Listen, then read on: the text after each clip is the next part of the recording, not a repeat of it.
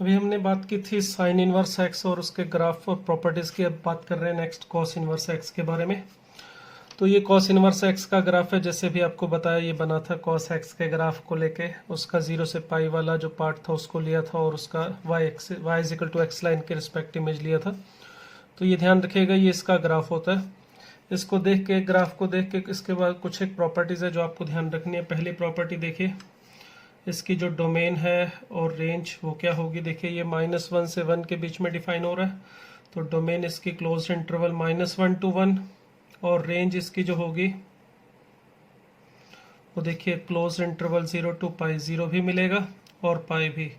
x is equal to 1 पे y की value 0 और x इज इक्वल टू -1 पे कॉस इनवर्स की वैल्यू पाई हो रही है। दूसरी बात ध्यान से देखो, ये भी कैसा फंक्शन है, स्ट्रिक्टली डिक्रीजिंग। ये स्ट्रिक्टली डिक्रीजिंग फंक्शन है। कॉस इनवर्स था स्ट्रिक्टली इंक्रीजिंग। ये देखिए ग्राफ जैसे जैसे हम आगे जा रहे हैं ये नीचे की तरफ आ रहा है, x बढ़ रहा है, y की वैल्यू कम हो रही है। तो इसका मतलब आप ये बोल सकते हो cot inverse x is strictly decreasing function. अगर ये स्ट्रिक्टली डिक्रीजिंग फंक्शन है, इसका मतलब ये हुआ कि अगर x1 और x2 हम कोई दो वैल्यू लें जो होनी चाहिए कहाँ पे, -1 और 1 के बीच में, से बाहर ये डिफाइन ही नहीं होगा।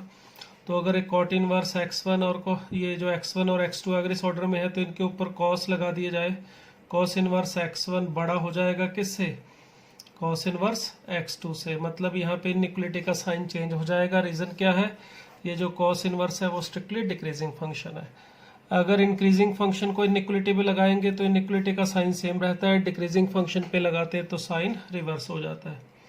थर्ड प्रॉपर्टी जो कॉस इनवर्स एक्स है, ये भी कैसा है, 1 फंक्शन है। 1 फंक्शन होने का मतलब क्या हुआ कि अगर हमें दे रखा हो cos inverse x1 is equal to cos inverse x2, तो सिर्फ और सिर्फ एक ही रिलेशन हो सकता है, x1 is equal to x2, और कोई भी रिलेशन इसमें नहीं होगा। क्लियर, मतलब दोनों तरफ अगर कॉस इनवर्स है तो आप इसे कैंसिल कर सकते हैं, कोई झंझट नहीं है। फोर्थ, अगर आप इसका डेरिवेटिव देखना चाहो तो कॉस इनवर्स एक्स का जो डेरिवेटिव होता है वो याद रख सकते हो, -1/√1 माइनस एक्स स्क्वायर होगा। वही जो साइन इनवर्स एक्स का था, बस उसमें माइनस और लगा दिया आगे। फिफ्थ प्रॉपर्टी, ये जो कॉस इनवर्स एक्स है, देखिए इसमें इसकी जो वैल्यू है वो हमेशा 0 से बड़ी ही रहती है। आप देख सकते हैं इसका ग्राफ ऊपर है 0 से, इसकी रेंज भी आपको पता है 0 से पाई है, तो ये हमेशा 0 से बड़ा ही रहेगा फॉर ऑल एक्स। अब यहाँ पे सिर्फ इतना लिखूं फॉर ऑल एक्स तो भी अंडरस्टूड है, और अगर मैं ये बात पूरा कर दूं -1 to 1 तो भी एक ही चीज़ है। फॉर ऑल एक्स इतना लिख दिया तो भी अंडरस्टूड है। भाई ये कॉस इनवर्स एक्स पॉजिटिव तभी होगा ना जब ये डिफाइन होगा, और डिफाइन कहाँ होगा, -1 to 1 के बीच में। तो अगर ये साथ में मेंशन कर दे तो भी ठीक, नहीं बोले तो भी ठीक। कॉस इनवर्स एक्स की जो वैल्यू है वो हमेशा 0 से क्या रहती है, बड़ी रहती है। ठीक है। नेक्स्ट प्रॉपर्टी, इसमें अगर हमें दिया हो cos inverse x is equal to theta, तो हम आराम से इसको x is equal to cos theta लिख सकते हैं।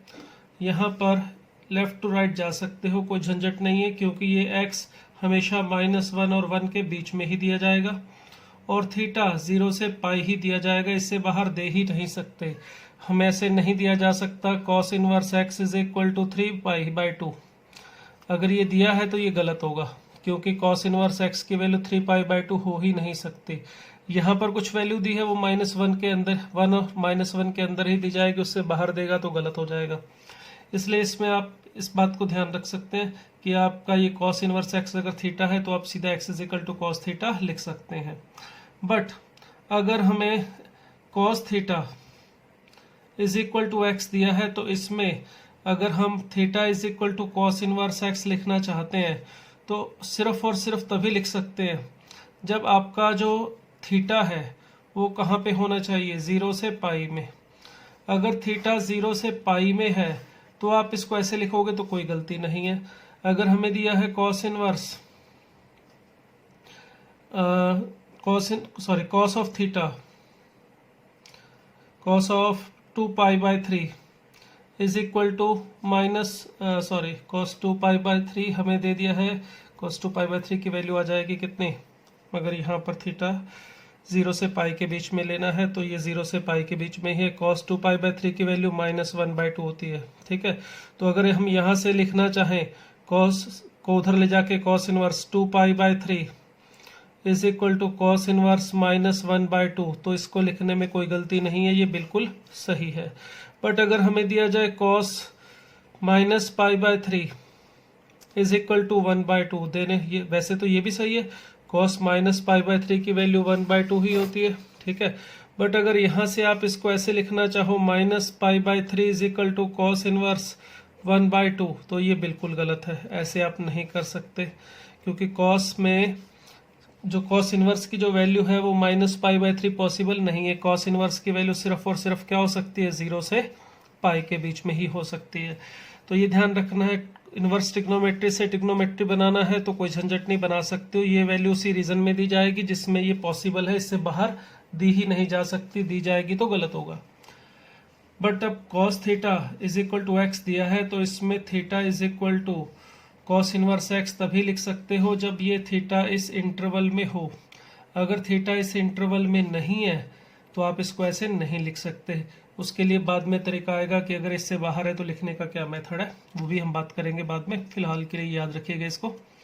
नेक्स्ट थिंग, इसमें यहाँ पे जो x है इसकी चिंता नहीं करनी है। ये x वैसे तो -1 और 1 के बीच में ही होना चाहिए, और ये इसके बीच में ही दिया जाएगा, इसको इसके बाहर दिया ही नहीं जा सकता, क्योंकि अगर ये -1 और 1 के बाहर होगा तो ये इक्वेशन लिखना ही गलत होगा। अगर मैं लिख दूं cos of theta is equal to 2 ऐसे लिख दूं तो ये गलत है, क्योंकि cos थीटा 2 पॉसिबल ही नहीं है।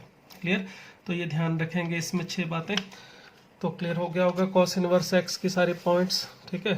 डोमेन रेंज स्ट्रिक्टली डिक्रीजिंग है, 1 है, और डेरिवेटिव का फार्मूला हमेशा पॉजिटिव होगा। और इस तरह से थीटा को ट्रिग्नोमेट्रिक फंक्शन को इनवर्स ट्रिग्नोमेट्री में कैसे बदलना है, या इनवर्स को ट्रिग्नोमेट्री में कैसे बदलना है। अब यही 6 बातें इसके बारे में देखिए, cos tan इनवर्स x के बारे में। मगर उससे पहले ज़रा इसका ग्राफ समझ लेते हैं। साइन इनवर्स और cos इनवर्स जैसे मैंने आपको बताया था किस तरह से बने, उसी तरह से tan इनवर्स x को भी समझिए। अगर हमने tan इनवर्स x का ग्राफ बनाना है, ये हमने tan इनवर्स x का ग्राफ बना रखा है, ऊपर देखिए ये कहाँ से आया है, ये ज़रा समझ लीजिए। ये था tan x का ग्राफ, ये जो नीचे लिखा हुआ है वह ये tan x का ग्राफ है। अगर हमने tan x का इनवर्स बनाना है तो देखिए पूरा ग्राफ नहीं ले सकते, क्योंकि पूरा ग्राफ लोगे तो 1 1 नहीं है। तो 1 1 के लिए फिर हमने ओरिजिन के सबसे नज़दीक वाला टुकड़ा, ये था -π/2 से π/2 से सिलेक्ट किया है, ठीक है। और इसको सिलेक्ट करके हमने जो इसका ये वाला टुकड़ा है, इसकी y equal to x line के रिस्पेक्ट क्या ली है, इमेज। ये y equal to x line यहाँ पर होगी, इसकी इमेज लेने पर ये ग्राफ बनता है। ओरिजिन से नज़दीक एक ही टुकड़ा था, ये दोनों दूर है। ये वाला भी ले सकते थे वैसे 1 1 के लिए, ये भी 1 1 है, मगर क्योंकि रूल के अकॉर्डिंग ओरिजिन से सबसे नज़दीक वाला लेना है तो ये वाला पॉसिबल था, तो इसको लेके इसका इस y equal to x line के रिस्पेक्ट इमेज लेने से ये ऊपर वाला ग्राफ बना हुआ है, ठीक है। ये इसको याद रखने का एक और आसान तरीका भी मैं बताऊंगा अभी आपको। तो ये अगर हमने इस तरह से याद रखना है तो ये जो tan इनवर्स x का ग्राफ है, tan x के जो इस टुकड़े को लेके हमने बनाया, इसको याद रखने का एक आसान तरीका बता रहा हूँ जो आप सभी इनवर्स ट्रिग्नोमेट्रिक फंक्शन पे अप्लाई कर सकते हो। एक काम कीजिएगा, एक सिंपल सा, ये देखिए ये मैंने tan x का ग्राफ बनाया है एक पेपर पे, ठीक है। ये वाला टुकड़ा लिया है जो -π/2 से +π/2 वाला है, इसको आप बनाइएगा, थोड़ा बोल्ड करके बनाइएगा, थोड़ा सा डार्क करके, ताकि नीचे इसकी इमेज दिखे। अब अगर आपको tan इनवर्स x का देखना है तो क्या कीजिए, इस tan x के ग्राफ को इस तरह से एंटी क्लॉकवाइज डायरेक्शन में देखिए 90 डिग्री पे घुमा दिया, क्लॉकवाइज डायरेक्शन में।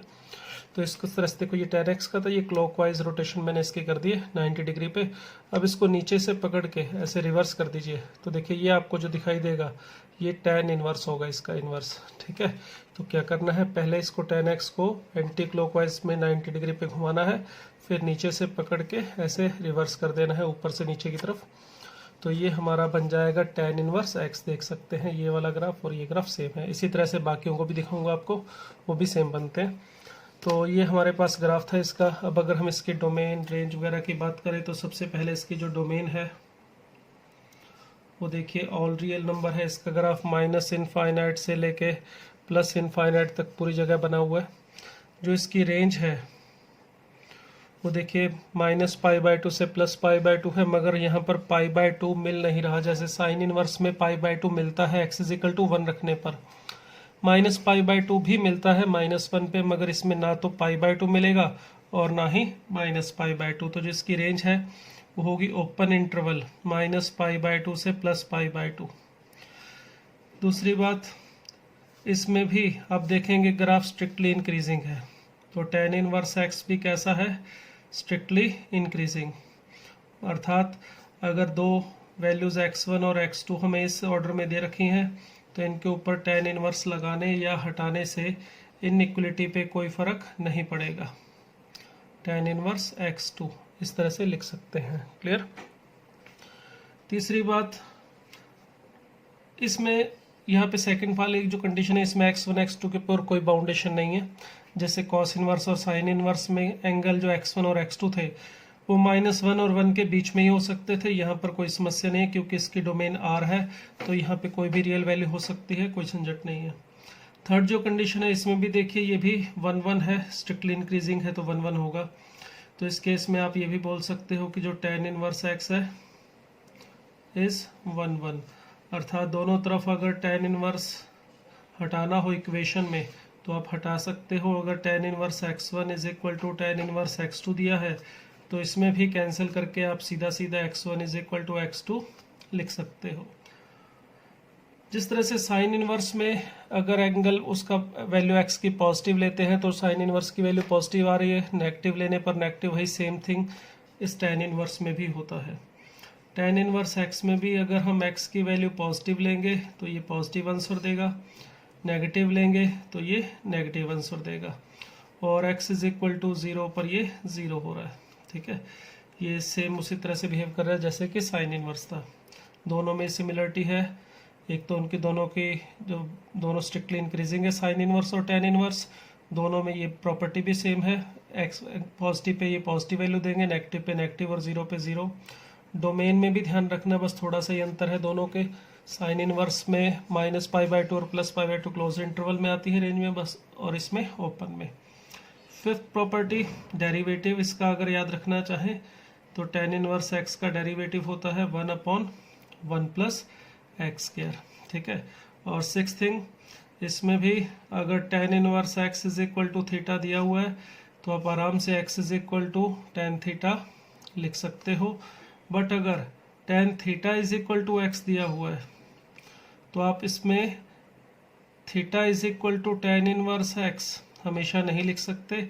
सिर्फ और सिर्फ तभी कर सकते हो जब हमारा जो थीटा है वो कहाँ पर हो, -π/2 से +π/2 ओपन इंटरवल में। अगर इस इंटरवल से बाहर है तो आप इसको नहीं कर सकते। जैसे हमें दिया जाए अगर tan ऑफ π/3 = √3, तो हम यहाँ पे π/3 = tan इनवर्स √3 लिख सकते हैं, कोई झंझट नहीं है, tan इनवर्स √3 लिख सकते हैं। बट अगर लिखा जाए tan ऑफ 2π/3, यहाँ पे जगह कम है, चलो यहाँ पे लिख देता हूँ। देखो, अगर ये दिया जाए tan ऑफ 2π/3 = -√3, तो यहाँ से 2π/3 वो tan इनवर्स -√3 लिखना ये गलत है, क्योंकि tan इनवर्स की वैल्यू कभी भी π/2 और -π/2 से बाहर जा ही नहीं सकती। तो ये 2π/3 अगर हम इस तरह से लिख देंगे तो ये गलत होगा। तो लिखना चाहें तो कब लिख सकते हैं, जब थीटा ओपन इंटरवल -π/2 से π/2 में हो, जैसे कि यहाँ पर था तो हमने लिख दिया। तो ये था tan इनवर्स x और इसकी प्रॉपर्टीज़। नेक्स्ट हम बात कर रहे हैं cot इनवर्स के बारे में। तो cot इनवर्स x में भी देखिए, सबसे पहले ग्राफ की बात करूं तो ये cot इनवर्स x का ग्राफ है जो कि 0 से पाई के बीच में बनता है और बना उसी तरह से है। ये हमारा cot x है। इसमें भी जो कंप्लीट ग्राफ है वो 1 1 भी नहीं है, ऑन टू भी नहीं है, इसलिए इस पूरे का इन्वर्स नहीं बनाया जा सकता। तो इसमें भी हमने ऐसा टुकड़ा लिया जो 1 1 हो, तो वो 0 से पाई वाला भी ले सकते हैं, ये भी 1 1 है। 0 से -π भी ले सकते थे, पाई से 2π भी ले सकते थे, मगर रूल के अकॉर्डिंग जो ओरिजिन के सबसे नज़दीक होता है उसे प्रेफरेंस देते हैं, तो इसलिए ये वाला और ये दोनों 0 से पाई वाला और माइनस पाई से 0 वाला, दोनों ही ओरिजिन के सबसे नज़दीक थे। फिर रोल नंबर 2 के अकॉर्डिंग पॉजिटिव वाले को प्रेफरेंस देगी, तो ये वाला टुकड़ा लिया गया। और इसकी y is equal to x line के रिस्पेक्ट इमेज लेने पर ये रही line y is equal to x, इसके रिस्पेक्ट जब इसको घुमाया जाता है तो ये ऊपर वाला ग्राफ बनता है। ठीक है, और इसको भी याद रखने का तरीका वही है जो मैंने आपको tan इनवर्स के लिए बताया। आप देख सकते हैं ये जो ग्राफ है, देखिए ये tan x का मैंने लिया है, cot x का लिया। देखिए कौन सा लिया है, जो 0 से पाई वाला, ये वाला पार्ट लिया है। अब मुझे ये वाला ग्राफ बनाने तो क्या करूँगा, इस वाले टुकड़े को मैं ऐसे क्लॉकवाइज डायरेक्शन में मैंने 90 डिग्री पे घुमा दिया। क्लॉकवाइज में गलती से बोल जाता हूँ बार बार एंटी क्लॉकवाइज, तो ध्यान रखना है क्लॉकवाइज ही घुमाना है सभी केसेस में। इस तरह से क्लॉकवाइज में घुमाने के बाद नीचे से पकड़ के ऐसे ऊपर से नीचे की तरफ घुमा देना है। तो ये देखिए ये ग्राफ और ये ग्राफ सेम है। ये मैंने जानबूझ के यहाँ पे छेद किए थे ग्राफ में समझाने के लिए आपको। आप थोड़ा बोल्ड बनाएंगे तो इसकी इमेज नीचे आ जाएगी, बस उसी के ऊपर ऊपर पेन चलाना है। ठीक है, तो ये हमारे पास ग्राफ है किसका, कॉट इनवर्स एक्स का। तो इस तरह से आपको याद रखने में हेल्प होगी। आप बाकियों के लिए भी देख सकते हैं, उसको भी मैं बताऊँगा। अब ये जो हमारे पास फंक्शन है, आप ज़रा इसको देखो और इसकी बाकी जो प्रॉपर्टीज़ हैं उसके बारे में लिखते हैं। सबसे पहले इसमें डोमेन देखिए, इसके अंदर x की सभी वैल्यूज़ ली जा सकती हैं। रेंज की बात करें तो 0 से पाई, मगर 0 भी नहीं मिलेगा, ओपन इंटरवल में आएगा क्योंकि यहाँ पे टच नहीं करेगा ये ग्राफ इसको x एक्सिस को, और पाई भी नहीं मिल रहा, तो ओपन इंटरवल 0 से पाई। जैसे कॉस में 0 से पाई था वैसे इसमें क्लोज था, कॉस में कॉट इनवर्स में ओपन रहेगा। दूसरी चीज़ ये भी कैसा है, देखो ग्राफ को देख के पता चल रहा है स्ट्रिक्टली डिक्रीजिंग, कॉस इनवर्स की तरह। साइन इनवर्स और टैन इनवर्स स्ट्रिक्टली इंक्रीजिंग थे, कॉस इनवर्स और कॉट इनवर्स स्ट्रिक्टली डिक्रीजिंग है। तो इसका मतलब हुआ अगर x1 और x2 इस ऑर्डर में है तो ऊपर इनके कॉट इनवर्स लगाया जाए तो इनइक्वलिटी का साइन रिवर्स हो जाएगा, लगाने पर भी और हटाने पर भी। ठीक है, थर्ड प्रॉपर्टी ये भी कैसा है, 1 1 फंक्शन है। तो इसका मतलब अगर cot inverse x1 is equal to cot inverse x2 दिया हो तो आप इसमें भी सीधा सीधा कैंसिल करके x1 is equal to x2 लिख सकते हैं और कोई रिलेशन में नहीं होगा।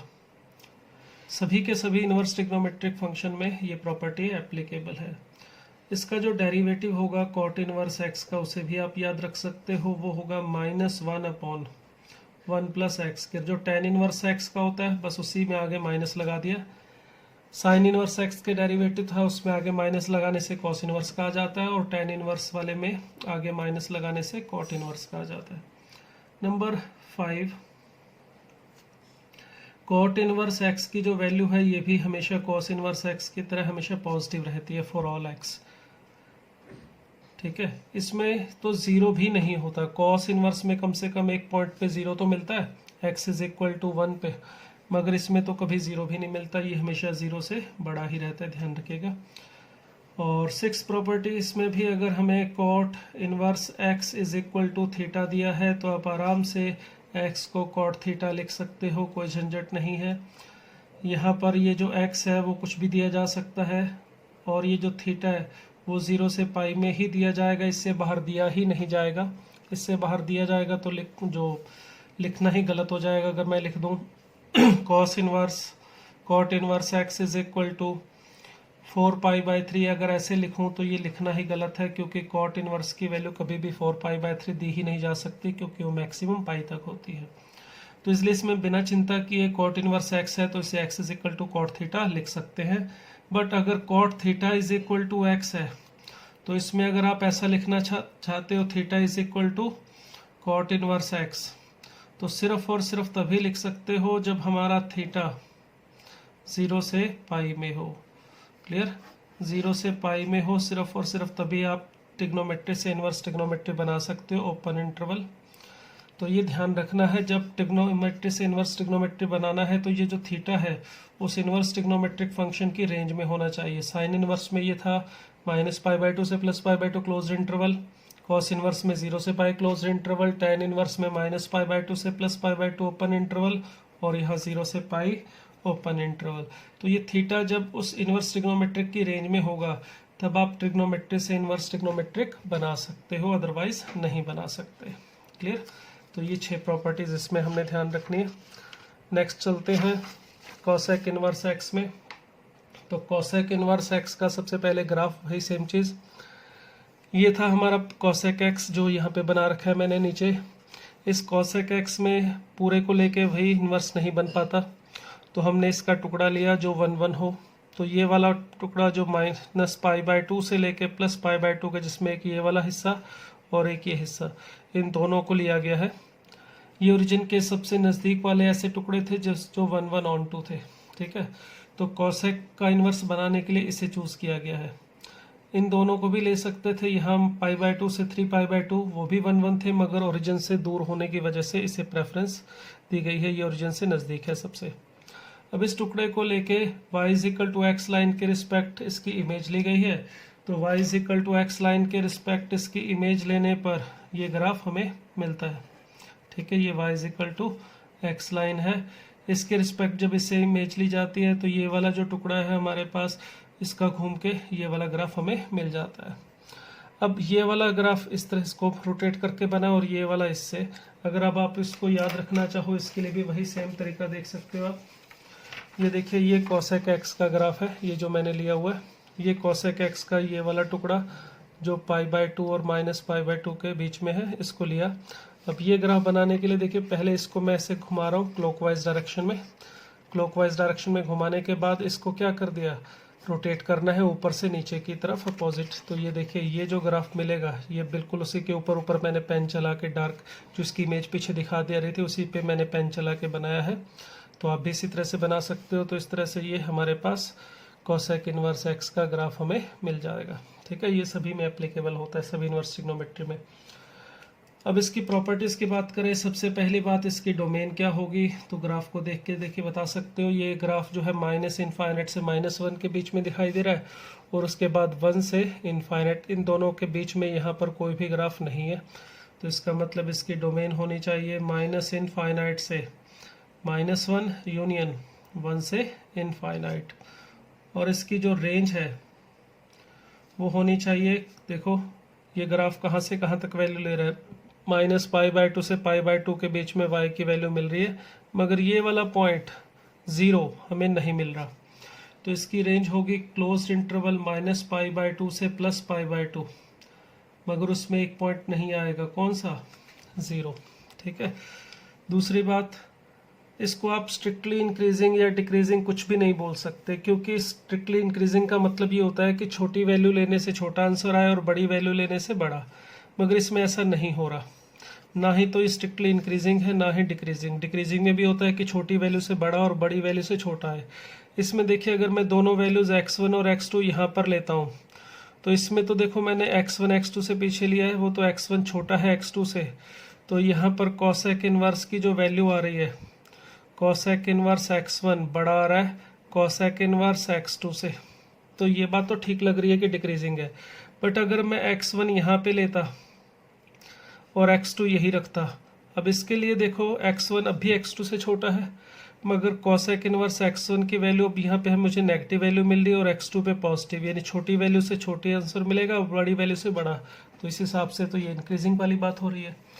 तो इस तरह से हम इसको कम्प्लीटली ना तो स्ट्रिक्टली इंक्रीजिंग बोल सकते हैं ना डिक्रीजिंग। हाँ, मगर ये ज़रूर बोल सकते हो कि अगर 1 से ∞ के बीच में देखो तो ये डिक्रीजिंग है, -∞ से -1 के बीच में देखो तो भी ये स्ट्रिक्टली डिक्रीजिंग है, दोनों जगह पे।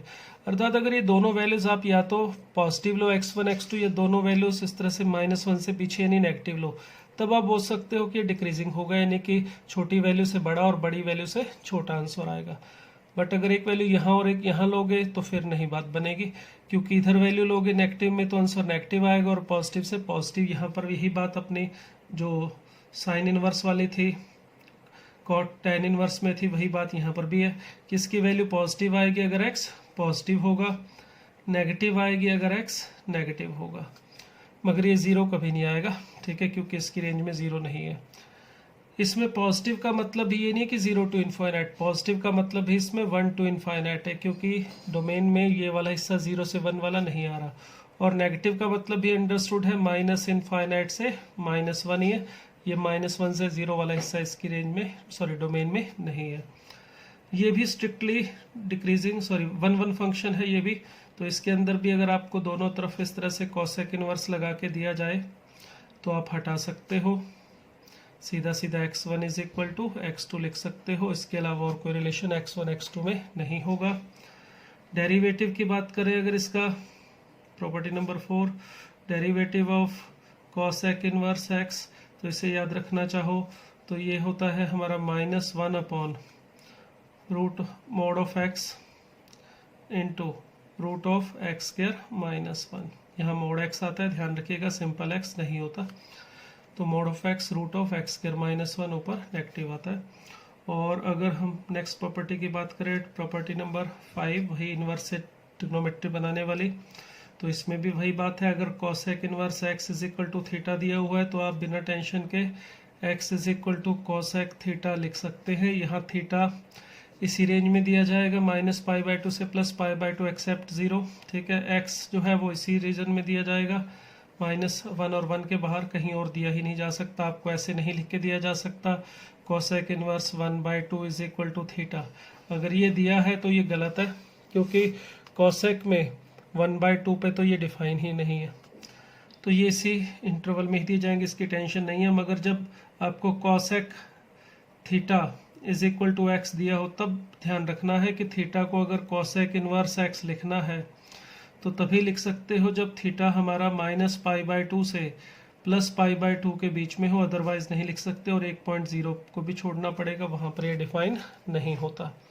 तो ये प्रॉपर्टी थी हमारी कॉसेक इनवर्स एक्स की। इसमें एक प्रॉपर्टी कम लिखी है, कौन सी? इंक्रीजिंग डिक्रीजिंग वाली, क्योंकि आपको बताया ये कम्प्लीटली ना तो मैं इसको स्ट्रिक्टली डिक्रीजिंग बोल सकता हूँ ना इंक्रीजिंग, तो इसलिए उस प्रॉपर्टी को यहाँ मैंने नहीं लिखा। लास्ट है हमारा सेक इनवर्स एक्स। तो इसके ग्राफ के बारे में भी वही सेम थिंग, ये हमारे पास नीचे जो लिखा हुआ है ये ग्राफ है सेक एक्स का। इसमें भी ये जो बहुत सारे टुकड़े थे जिसको लेके हम इसका इन्वर्स बना सकते थे, इस पूरे को लेके नहीं बना सकते क्योंकि 1 1 ऑन 2 नहीं है।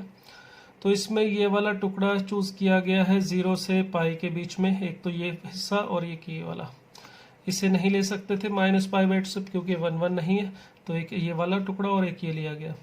क्योंकि ओरिजिन के नज़दीक एक तो ये वाला था पॉसिबल और ये भी पॉसिबल था, -π से लेके यहाँ से लेके इसको और इसको ले लेते -π से 0 वाला। मगर ओरिजिन के नज़दीक अगर दो हों तो हमें पता है पॉजिटिव वाले को प्रेफरेंस दी जाती है, इसीलिए इसको लेके ये इन्वर्स बनाया गया है। ये टुकड़ा लिया गया, फिर इसका y is equal to x line के रिस्पेक्ट उसी तरह से इमेज लिया गया। ये लाइन हमारी y is equal to x, जब इसके रिस्पेक्ट इमेज ली जाती है तो ये बनता है। और इसको बनाने का तरीका, याद रखने का तरीका वही सेम है जैसे हमने यहाँ पे देखे। ये सेक एक्स ले लिया, ये वाला हमारा ग्राफ है सेक एक्स का, यहाँ पे लिया है मैंने 0 से पाई वाला। देखिए अब अगर मुझे सेक इनवर्स बनाना है तो पहले मैं इसको इस तरह से घुमा रहा हूँ, कौन सी डायरेक्शन में? क्लॉकवाइज 90 डिग्री पे घुमा दिया, फिर नीचे पकड़ के ऐसे ऊपर से नीचे की तरफ ले आया। तो ये जो ग्राफ में मिल रहा है ये इसी को मैंने डार्क किया हुआ है, तो पीछे जो इसकी इमेज बन रही थी उसी को ही मैंने बोल्ड किया है, उसको दोबारा उसके ऊपर पेन चलाया। तो ये आप भी अपने आप ट्राई कर सकते हैं। तो ये सेक इनवर्स एक्स का ग्राफ हमें मिला, ये देखिए ये रहा, ठीक है। तो इसको सीधा याद रख सकते हैं और ये पॉइंट्स की इमेज लेके ये चीज़ बनी है। अब प्रॉपर्टीज़ की बात करें तो प्रॉपर्टीज़ में सबसे पहले वही चीज़, डोमेन जो है इसकी कहाँ पर ये डिफाइन है। देखिए -1 और 1 के बीच में डिफाइन नहीं है, या तो इसके आगे डिफाइन है या इसके पीछे। तो इसकी जो डोमेन है हमारी वो क्या होगी? इसकी डोमेन होगी -infinite to -1 union 1 to infinite.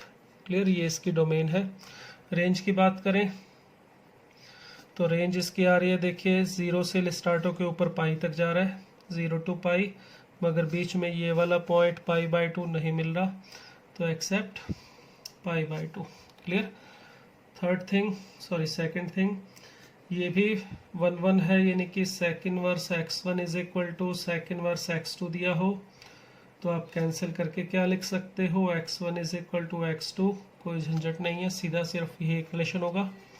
इसमें भी इंक्रीजिंग या डिक्रीजिंग नहीं बोल सकते, क्योंकि देखिए अगर यहाँ पर दो वैल्यूज़ लेता हूँ तो x1 x2 से छोटा लिया है मैंने, देखिए तो x1 पे वैल्यू छोटी आ रही है और x2 पे बड़ी, तो इस हिसाब से इंक्रीजिंग लग रहा है।